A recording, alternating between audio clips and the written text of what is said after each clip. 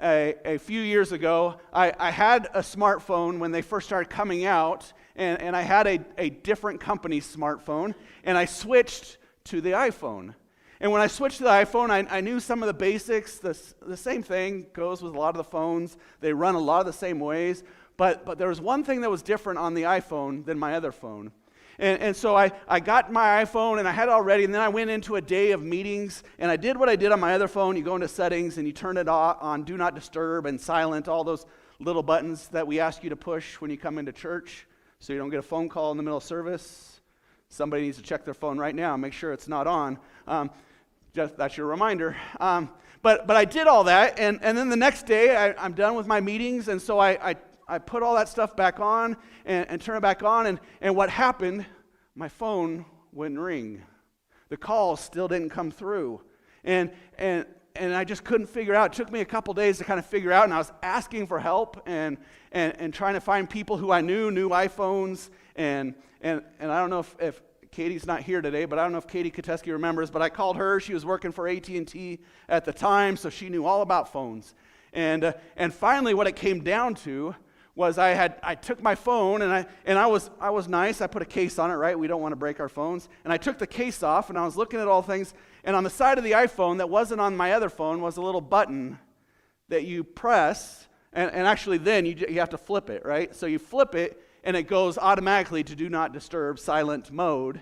And I didn't know about that button. And so I do all this, and I feel so dumb. I'm like, Katie, there's this button on the side. She goes, well, I just assumed you knew that because it's there, right? And I'm like, I had no idea that it was there. But it was kind of nice because then for a day, even though I wasn't getting my calls straight through, they were all being sent to Do Not Disturb and silent.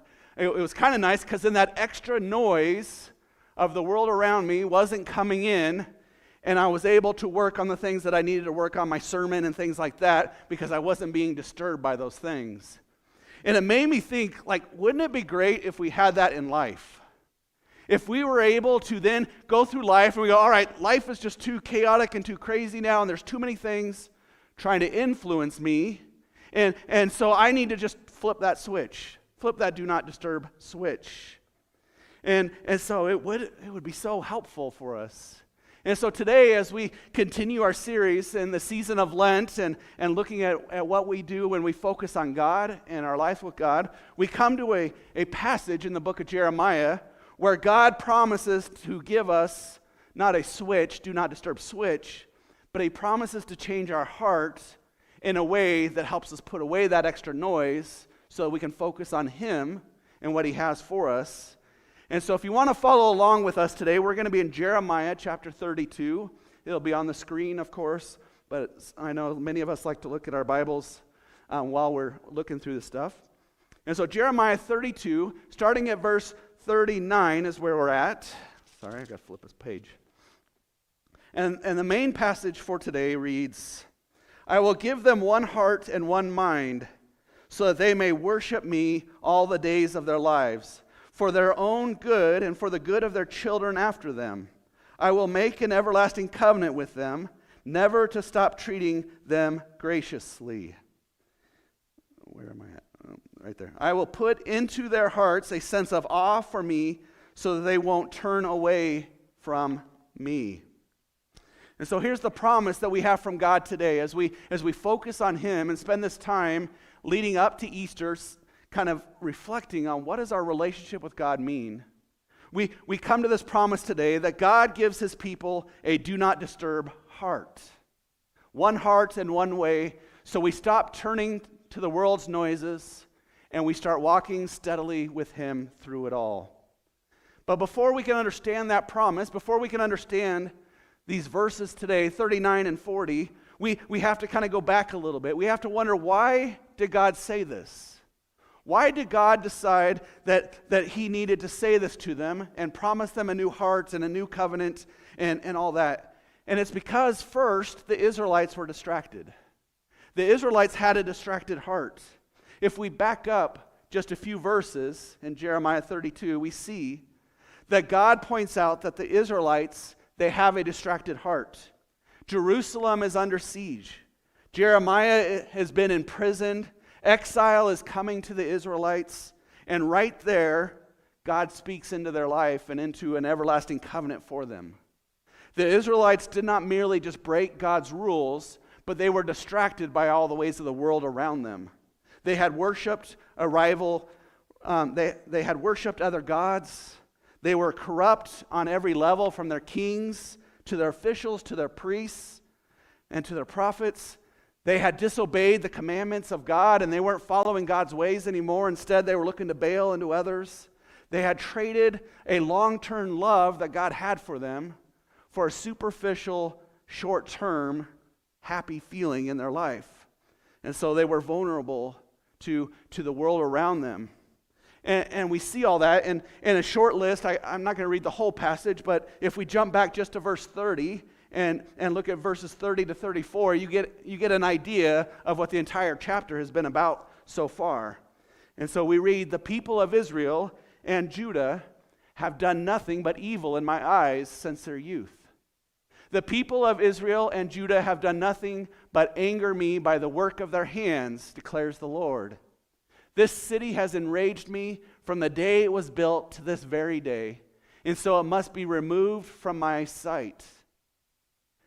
Because of the evil done by the people of Israel and Judah to make me angry, they, their kings and officials, their priests and prophets, the men of Judah and those who live in Jerusalem, they turn their backs to me and not their faces. And though I taught them over and over, they wouldn't accept my correction." And so God warns them here. He says, "I have warned you and I have told you to turn to me. That I love you, I have taken care of you, I have provided for you."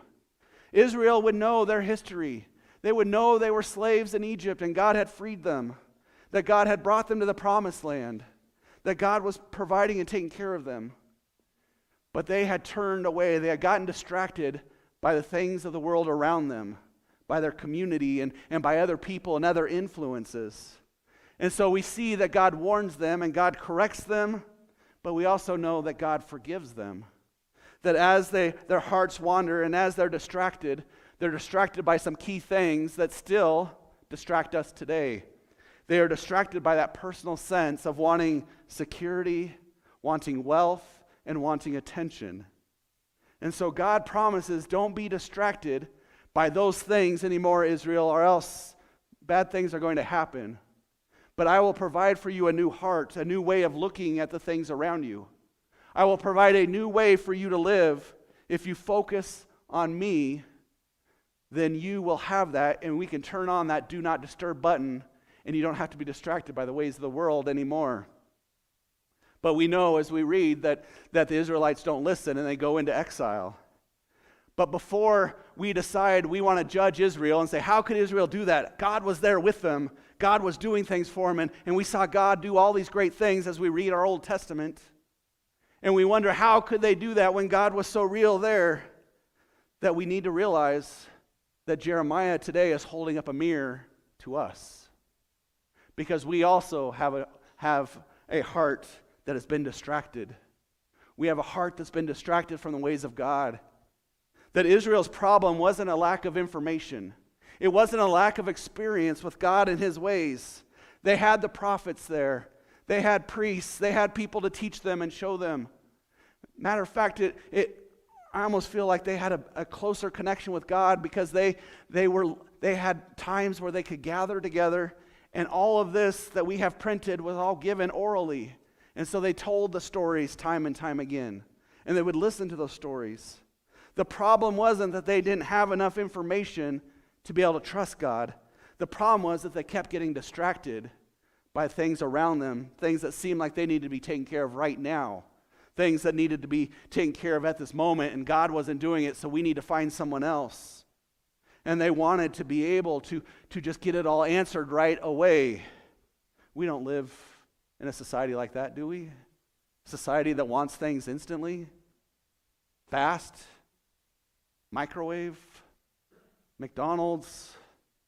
If it takes longer than 30 seconds, then I'm moving on to the next place. We did that on Friday night. Christy and I went out to dinner, and then we went over to Costco. And I said, all right, we're going to Costco for dessert. Like, we're getting ice cream at Costco. But to be good, we ate dinner, and then we'll walk around Costco, and circle around it a few times, get our laps in, so then dessert is worth it, right? And we do all that, and we end up, like everybody else, we end up with a few extra items in our cart. And then we go over to buy the ice cream, and there's no ice cream there. I wasted $60 to get ice cream, and they were out of it. And then we pull out of Costco, and there's that new store, Freddy's, which we love Freddy's, and we've enjoyed it before it moved here. But they have decent ice cream, but the drive-through line was pretty out of control, and we don't love it that much. And so we decided, we drove all the way over to Dairy Queen and went through pretty quick in the line there, so that was nice. But it was just that, well, we don't want to wait. There's no ice cream here. Okay, we don't want to wait that long at Freddy's, so we want to move down. And that's how we treat God sometimes.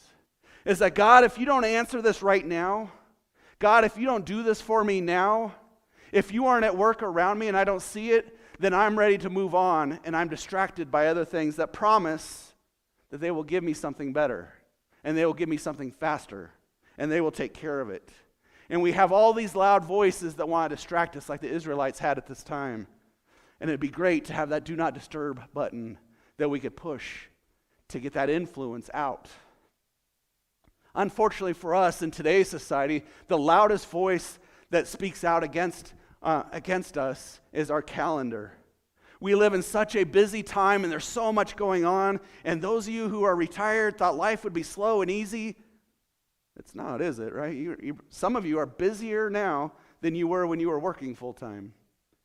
But we have this calendar that has all these pressing matters that come to us. And the question for you this morning, as we think about the calendar and we think about the voices on the outside that try to influence us, is the question that you have to answer is, where does God fit? And too often, whatever's left is the answer. I have to do this, I have to do this, and this. All right, there's a little bit of time left there. I can fit it in. I can fit God in. But we need to be honest. When we look at our calendar, we need to ask ourselves a few questions. And we need to decide, what voice are we going to allow to speak into us? And the questions that reflect in our calendar show where we place the importance of family, the importance of our faith, the importance of work, the importance of life around us. And so the questions are, what gets your best hours during the week? Is it God? Or is it everything else? And then if I have enough time, then it's God. What's the first thing that you consult when you feel like your calendar is getting overloaded and overbusy? Do you consult God first? Or do you just look and say, oh, I think I can squeeze this in? Or I need to take this or that? When life gets tight, when life gets hard, when things are starting to pile up and all the activities are coming in all at once, how do you decide what makes it on your calendar? Is it God? Is it family? Is it pressure of everything else? We may not sit here and put sacrifices to Baal like they were, but we do sacrifice our peace of mind sometimes. We have opportunities where we don't build up shrines to idols anymore, but it shows in the way we spend our time. The way that God is given some time in our life or not given some time in our life. Do we build our schedule around comfort and control, and then we call it being responsible? Or do we build it around our faith in God and say, God will provide, God will take care, this is what God wants me to do, how He wants me to serve Him, and how He wants me to serve others, and how He wants to interact with me. The important thing is, one of the things that we think about when it comes to our calendars is, whatever rules your calendar will eventually shape your heart. Whatever rules your calendar will eventually shape your heart. When we're distracted by all the things of the world and we feel all the pressure of everything else around us and we're not listening to the voice of God, then we're going to be shaped by those things. But if we pause and we take that moment to hear from God, if we pause for that moment to look at our calendar and look at our schedule and say, God, where do you fit into all of this? And what do I need to get rid of so that you can fit in better? Then we start to drift towards Him instead of away from Him. The Israelites, they have focused on everything else around them, And so they were drifting away. But God gave them a promise, and that was the main passage for today of Jeremiah. That God's promise isn't just try harder. It isn't just do more things.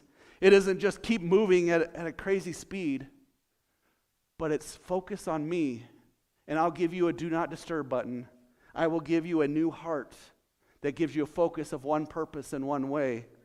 And so God promises us that new heart. If the problem is distraction, the simple solution isn't willpower, but it's I need a new attitude. I need a new heart. I need to know where I'm putting my focus. God offers more than another chance. He offers us a brand new heart.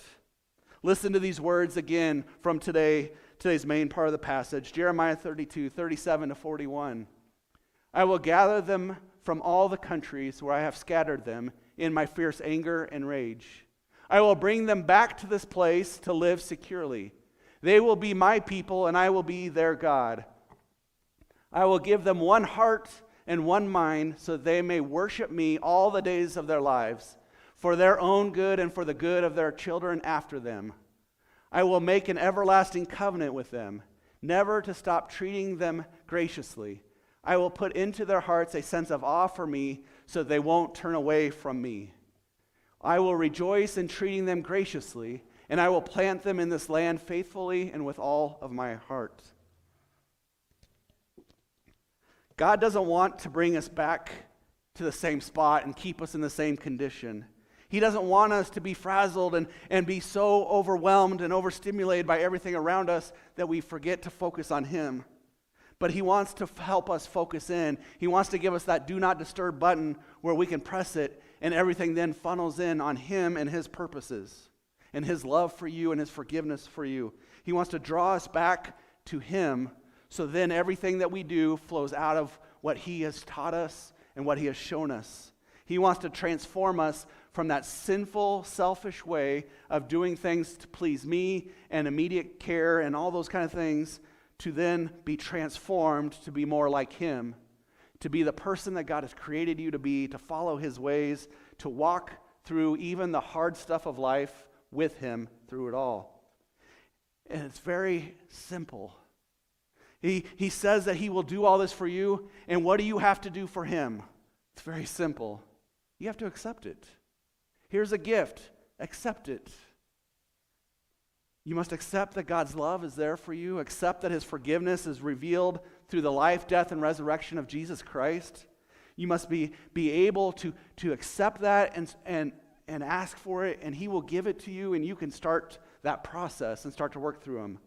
God's promise isn't wishful thinking. It's purchased grace that is found in Jesus Christ. That in Jesus, God committed Himself to all of us. By the Spirit, He forms within us the heart that He has created, so that we can say no to that extra noise around us, and we can say yes to Him and to His ways. And that is why we celebrate Lent. Lent is not about trying harder and not saying, all right, I'm going to be a better Christian and I'm going to do this and this and this and this. But Lent is that season where we pause and we focus on God and His ways and God's love for us and God's forgiveness, God's graciousness, that when we mess up, He's still there. That Lent is that time to just pause and say, where am I in my relationship with God? And how can I make some improvements? What does God want to improve within me? That we are so overloaded by all the noise that sometimes we need to pause to focus more on our relationship with Him, to receive His grace and see what He uncovers in our life that is keeping us from following Him more fully, or what is keeping us from being who He's created us to be. And so we pause to ask Him to quietly start shaping our hearts to be more like Him. And the cool thing about it is He gives us that gift and He says, all right, here it is. Let's start working on this stuff. He doesn't scold us about the ways we've let Him down. He doesn't talk down to us and tell us that we are unworthy and we can't do that. He says, no, simply come to me, how you are, with all that you have, and I will give you a new heart and a new purpose. I will give it to you so that you can then start to follow me and you can experience my love more fully. And so today's question for you, today the question isn't whether life is noisy. It's who gets access to your heart. We all experience noise in life. We all have distractions. We all have different things trying to tell us how we should live and how we should be influenced. And we have all this stuff going on. And I don't bring up politics very often, but gas prices have gone up a ton in 1 week because of what's going on in the Middle East, right? That stuff impacts us, right? It's going on far away, but it impacts us here too. And so we get distracted by all those things. And God says, don't be distracted. Focus on me, and I will help guide you through this, and I will guide you through all that. God's promise is not that you'll finally become strong enough, that you'll finally be able to pass it all. But he says, I promise to help make you steady through it all.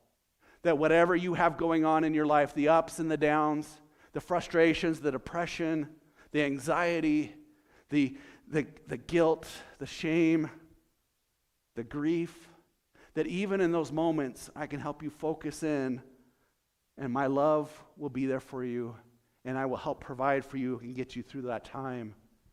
One of the things that we talk about at Lent is we talk about fasting.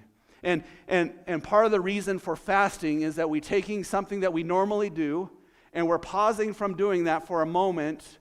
And during that time, when we feel like we need that thing, then we spend that time praying and reading our scripture and drawing closer to God by dedicating some more time that way. And so one of the things for you to think about with Lent and these 40 days, and I know we're already 2 weeks into it, but what is something that God maybe wants you to fast that's getting in the way of your relationship with Him? That maybe you could focus a little bit more on Him, and that could be less of a distraction. And I know when we talk about fasting, the first thing we think about is food, because medically and all that kind of stuff, we have to fast at times. But one of the things that we have around us is we have so many different things going on that maybe it's time to fast some of the TV you watch. Maybe it's time to fast some of the doom scrolling we do on our phones and take a break. Maybe it's time to take a fast from getting that extra caffeinated, extra sugary, extra big coffee that you get every week or every day on your way to work. Maybe it's giving that up. And those times when you crave it is that time when you're praying to God, asking God to show Himself to you. And so maybe it's finding something like that in your life. And so this morning, as we close our service, the ladies are going to come up to sing the song that they sang 2 weeks ago for us. And we're going to have the words on the screen. And what you're going to do is you're just going to sit back and listen to the song. Listen to the words. Soak in the words of this song. And ask God, what is something that is distracting me from you? And maybe God starts a conversation with you today about something in your life that is distracting you, that you need to push the do not disturb button on for a little bit to help keep you from being distracted from Him and focusing more on your relationship with Him, strengthening that relationship. Or maybe there's something that you need to start doing and you need to provide more time for reading His Word or spending time in prayer, or committing to being involved in worship more, or a Bible study group or something like that. It can be, it's not always giving up things. Sometimes it's adding the right things. And so what I want you to do is I want you to think about those things. As the song's sung and the words are up there, just ask God, what is one thing that you need me to focus on to change, whether it's add or subtract? And then be willing to listen to God, and especially this week, take the time to notice the things on your calendar. What are the things that are keeping you busy, and are they distracting you from God? If you want to, you can sit and you can pray there. If you want to and you need a little bit of time, you can come and pray up here at the altars. Come up here and kneel, and it's an opportunity for you just to sit there before God, you and God, and just talk to Him a little bit about that. Whatever that may look like. If you need to, you can come up and talk to me. I'm sitting right up here. But give you that opportunity before we leave here today to look at your life and look at the things that are trying to distract you, and what are the things that you need the do not disturb button for. Let God speak to you about what that may be After the song is over, I will lead us in a time of prayer before dismissal.